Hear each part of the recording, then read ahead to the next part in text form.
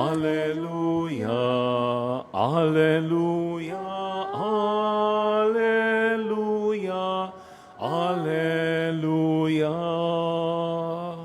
All together, The Son of Man must be lifted up, so that everyone who believes in Him may have eternal life.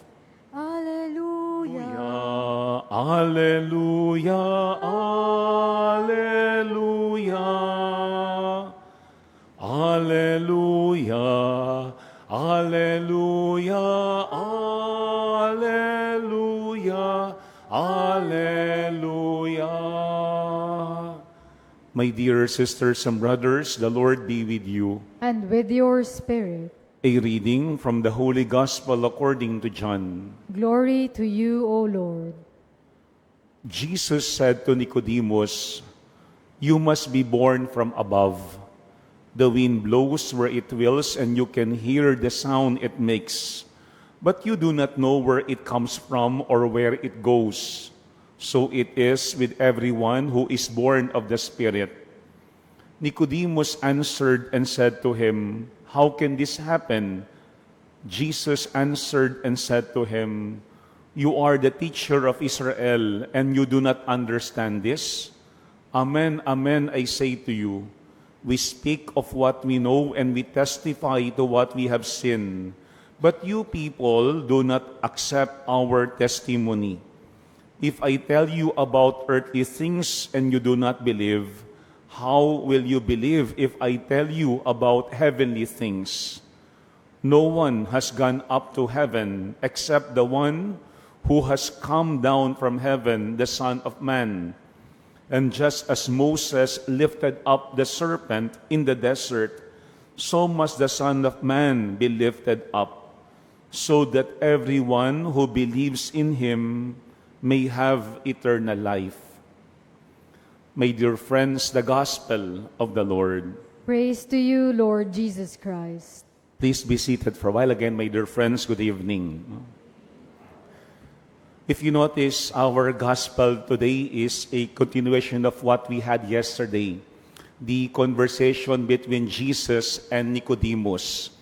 Alam natin na during the time of Jesus, when we hear the word Pharisee, we usually think that they are enemies of Jesus. And yet, Nicodemus, a leading Pharisee, member of the Sanhedrin, approached Jesus. Why? Because he has that great desire to know Jesus better. Kahit bahagi siya ng Sanhedrin, lumapit pa rin siya kay Jesus. Yun ang unang maganda kay Nicodemus. Meron siyang great desire to know Jesus better. Kasi pwede namang hindi niya nalapitan si Jesus. Pwede na lang niya siya'y manatili kasama ng mga Sanhedrin kung saan siya'y very comfortable. But because definitely Nicodemus heard something about the Jesus, that is why he approached Jesus with the intention of knowing Jesus better. Kaya nga kahapon, if you notice in our gospel, when Nicodemus approached Jesus, he called Jesus Rabbi, teacher. Yun pa lamang mahalagang bagay na. Because he acknowledged that Jesus is a rabbi, that he could learn something from Jesus, that he could be formed by this Jesus. Kaya tingin ko yung unang di na mahalaga in Nicodemus is his desire. Kasi kung desire wala kay Nicodemo, hindi siya lalapit kay Jesus. Hindi siya magtatanong kay Jesus, hindi niya kikilalanin mismo si Jesus. Pwede siyang katulad ng ibang mga Pariseyo at Skriba, very hostile or indifferent kay Jesus, but not Nicodemus.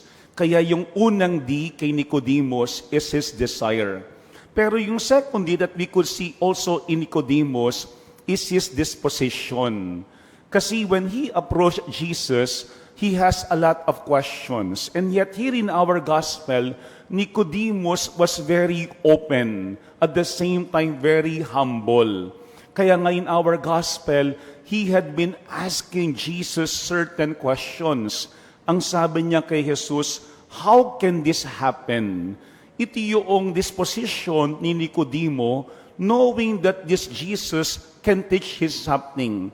Kahit siya'y part of the Sanhedrin, even if he had been formed sa mga synagogue like other leaders or other Pharisees during his time, still maganda yung kanyang disposition.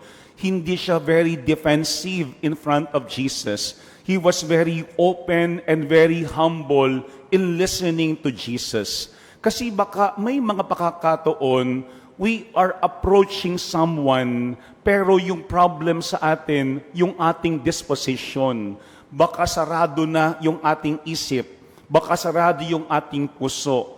Baka sometimes we approach someone to prove to the other person that we are better or higher than them. Pero hindi si Nicodemo. Kahit siya'y part of the Sanhedrin, maganda yung kanyang disposition.